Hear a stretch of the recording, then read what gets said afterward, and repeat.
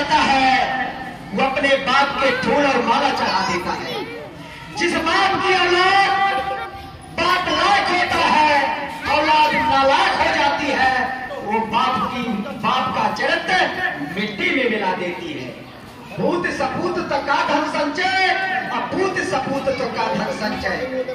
इसमें गुरुजनों को मैं बार बार यहाँ का अभिनंदन वंदन करता हूँ कि आज रायपुर के पाठशाला से, मध्य प्रदेश से नहीं, दिल्ली में जाकर दो बच्चे जाकर जेएनयू में पढ़ रहे हैं।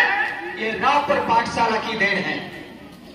जवाहरलाल नेहरू विश्वविद्यालय में रायपुर के दो बच्चे पढ़ रहे हैं। ये बहुत बड़ी उपलब्धि है। एक बार जोरदार बच्चों के लिए तालियां। और यहां तक ही नहीं, एक बच्चे का पूरे मध्य प्रदेश में पहला नंबर आया और वो जाकर के उसको मोदी जी ने बुलाया वो भाषण करने के लिए। ये भी तुम्हारे रायपुर स्कूल की देन है। दूध से दही होते, दही से माखन हो, और माखन से घी होता है, पर लौट दूध ना हो। यहाँ से बच्चा जन्म लेकर के जाकर दिल्ली में तुम्हारे पार्लियामेंट में भाषण दे रहा है। ये भी उपलब्धि रायपुर के पाठशाला की उपलब्धि है। अगर बदल की याद सुनाने लगेंगे, अगर बदल की याद सुनाने लगेंगे तो पत्थर भी आंसू बहाने लगेंगे। अरे मेरे गांव के लोगों, पिता तुल्य बुजुर्गों, अपने बच्चों को पढ़ाने लगो। अपने बच्चों को पढ़ाने लगोगे तो विकास की धारा घर में बहाने लगोगे। अगर बच्चों को नहीं पढ़ाया तो अंधेरी रात में अपना जीवन बिताने लगोगे।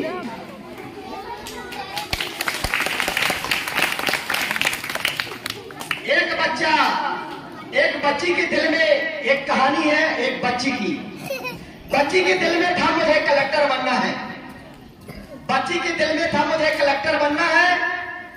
वो दूसरों को देखती थी कि जय बहन हमारे बैग टांग कर जाती है तो हमारे गांव की बच्चियां सोचती है मैं भी कभी बैग टांग के जाऊंगी, मैं भी कभी मैडम बनूंगी, मैं भी कभी दरोगा बनूंगी, मास्टर बनूंगी, कलेक्टर एसपी बनूंगी। तो एक बच्ची के दिल में ये जिज्ञासा पैदा हुई कि क्या मैं भी कलेक्टर बन सकती हूँ। एक गरीब बेटा था, गरीब बाप था, उसकी बच्ची ने सोचा कि पिता से कहने लगी पापा मुझे कलेक्टर बनना है। बोले बेटा इतना पैसा कहाँ है कलेक्टर बनाने के लिए, कलेक्टर के लिए बहुत पढ़ाई करना पड़ती है। बोले पापा पढ़ाई ही तो करना पड़ती है। बोले बेटा पढ़िए। तो उसने पढ़ाई शुरू की, दिन रात मेहनत शुरू कर दी। उस बच्ची ने 24 घंटा उसके हाथ में किताब, रात में 12 बजे तक किताब, 2 बजे जग जाए, 3 बजे जग जाए, 4 बजे जग जाए, रात दिन किताब का मतलब पढ़ना लिखना चालू कर दिया।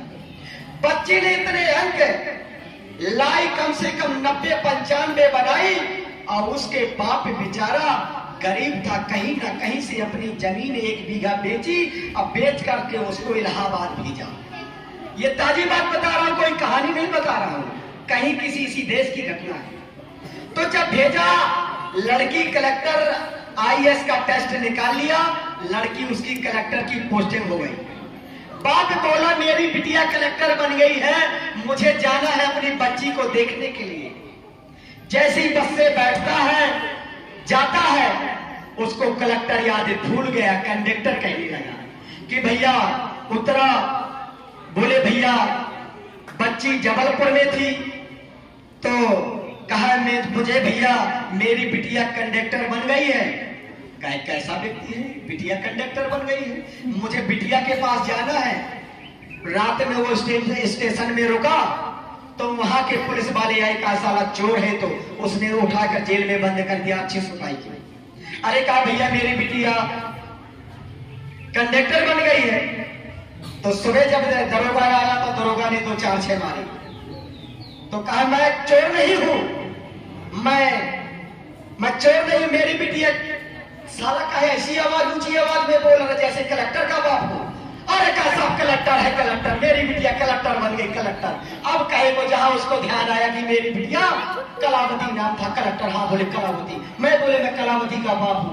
अब कहे को फटी बीमारी दरोगा मालिश करने में लगा, जिसने उसकी डंडा रगड़े वो उसकी पीठ पीठों में उसके मालिश कर रहा मलाई की, और इतना ज्यादा उसको बेचारे को वो किया, पाँव में बीमारी लगी रहे तो मलाई लगाए के जूता मोजा पैंट शर्ट पहनाकर कुर्ता पतनी पहना करके कलावती के पास भेजा। जब वहां पहुंचाया जाकर की बाप वो बेटी चली गई थी दौरे में, जैसे जाकर पहुंचती है, अब पहुंचती है तो पता चलता है कि कलेक्टर का बाप आया।